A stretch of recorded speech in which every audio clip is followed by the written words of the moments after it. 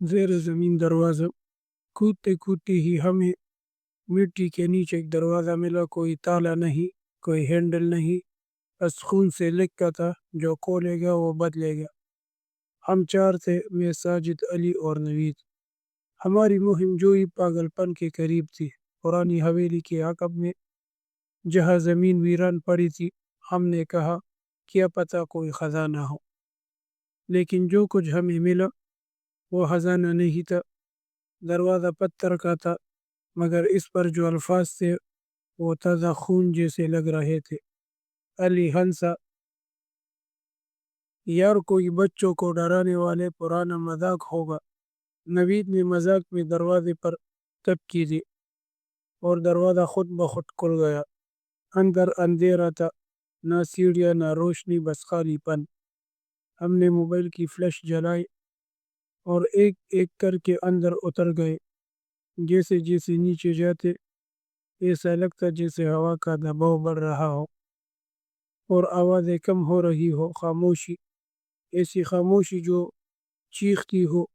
اندر صرف ایک کمرہ تھا، چار دیواریں، ایک آئینہ اور فرش پر ایک دائرہ خون سے کھینچا ہوا۔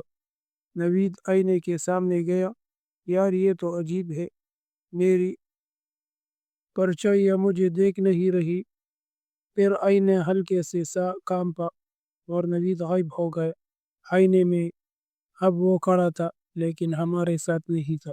ہم چیخے، دروازے کی طرف دوڑے، مگر وہ بند ہو چکا تھا۔ ساجد نے فرش پر خون کے دائرے کو چھوا اور فوراً پیچھے گر گیا۔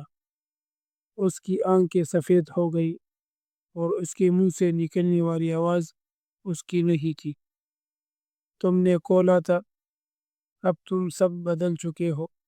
ہمیں نہیں معلوم ہم کیسے باہر نکلے، بس اگلی یاد یہی تھی کہ ہم زمین پر پڑے تھے، دروازہ غائب، سورج طلوع ہو رہا تھا، لیکن اب ہم وہ نہیں رہے۔ نوید اب بھی ہم میں سے نہیں ہے، پھر بھی اس کی آواز راتوں کو ہمارے کان میں آتی ہے۔